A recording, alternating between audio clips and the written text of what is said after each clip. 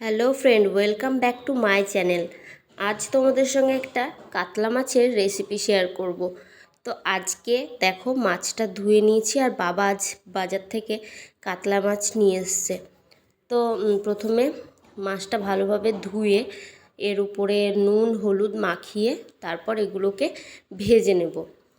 তো একটু আমি কড়া কড়া করেই মাছটা ভাজি। একদম হালকা হালকা করে মাছ ভাজলে কেমন একটা নরম নরম হয়ে থাকে, তো আমার ভালো লাগে না। আমার একটু মানে যে শক্ত শক্ত করে মাছ ভাজাটাই ভালো লাগে। তো নুন হলুদ মাখানোর পর আমি মাছগুলো ভেজে নেব।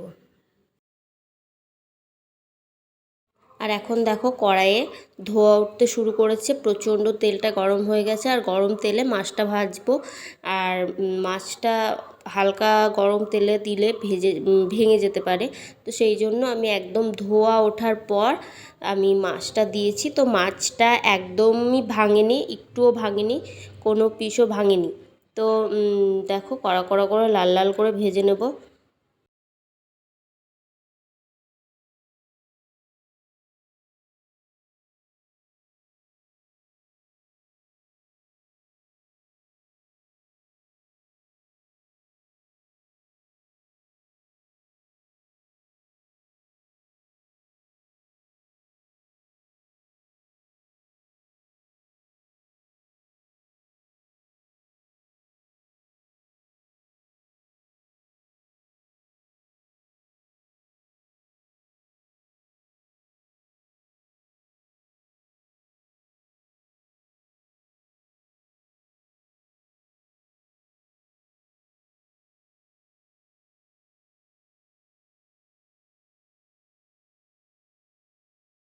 তো দেখতেই পাচ্ছ মাছগুলো সব ভাজা হয়ে গেছে। আর এখানে আমি আলু আর লাজনের ডাঁটা কেটে রেখেছি। তো আলু আর ডাঁটা দিয়ে মাছের ঝোল করব একদম বাঙালি স্টাইলে।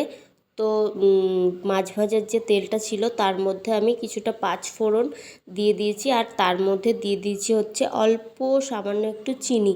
চিনিটা তেলের মধ্যে ফোড়নের সময় দিলে কি হয়, একটু কালারটাও সুন্দর হয়, আবার টেস্টটা একটু ভালো হয়। তো সেই জন্য আমি ফোড়নের সময় চিনিটা দিই। আর ডাঁটা আলুটা ভেজে নিচ্ছি, তার আগেই আমি ফোড়নটা দিয়ে দিলাম, কেননা আর ডাঁটা আলুটা ভাজার পর আর নামাবো না, এর মধ্যেই একদম মশলা কষিয়ে জল দেব। তো সেই জন্য আমি ডাঁটা আলুটা মানে ফোড়নের আগে ফোড়নের পরে ডাঁটা আলুটা ভেজে নিচ্ছি।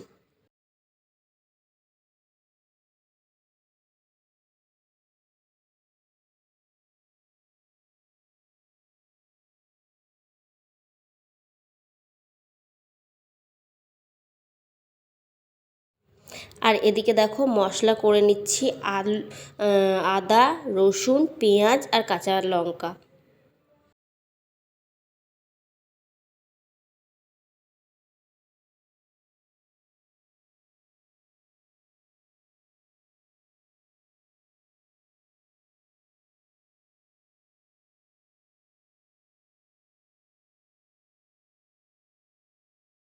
আর আলু আর ডাঁটাটা মানে ভাজা হয়ে গেছে।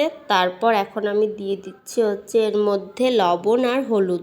তো তারপর একটু নাড়াচাড়া করার পর আমি এর মধ্যে দিয়ে দেব হচ্ছে জিরের গুঁড়ো।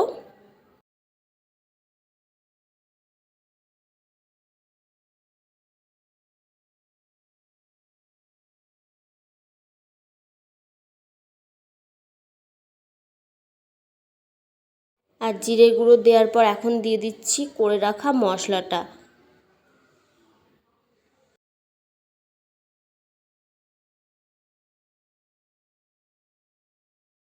তো মশলাটা দেওয়ার পর এখন দেখো ভালো করে আমি ডাঁটা আলুটাকে কষিয়ে নিচ্ছি।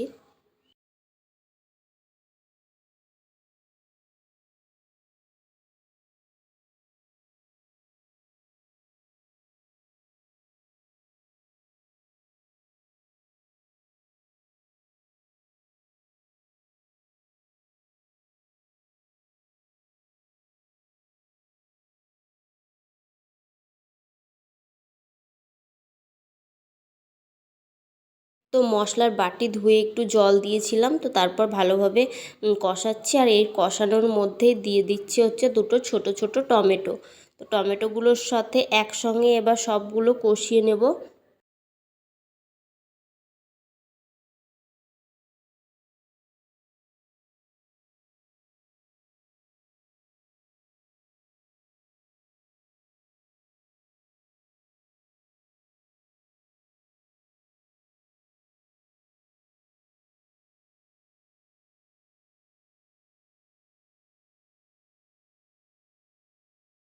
দেখো এখন কিন্তু ডাঁটা আলু কষানো হয়ে গেছে, আর এখন আমি দিয়ে দিচ্ছি হচ্ছে পরিমাণ মতো জল।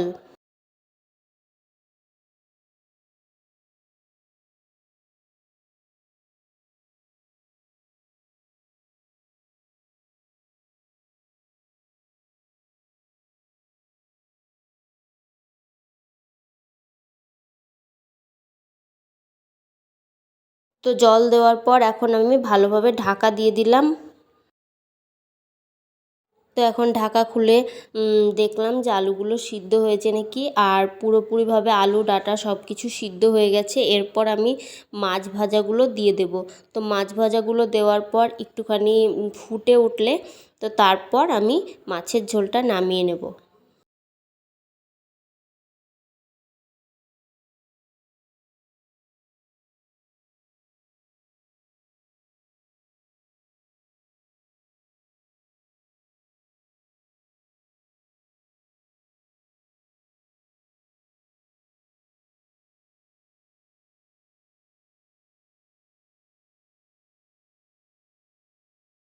তো এই রেসিপিটা তোমাদের কেমন লাগলো অবশ্যই কমেন্টে জানিও, আর ভালো লাগলে আমার ভিডিওটা লাইক আর কমেন্টে শেয়ার করে দিও। তো আজকের মতো টাটা, সবাই ভালো থেকো, সুস্থ থেকো।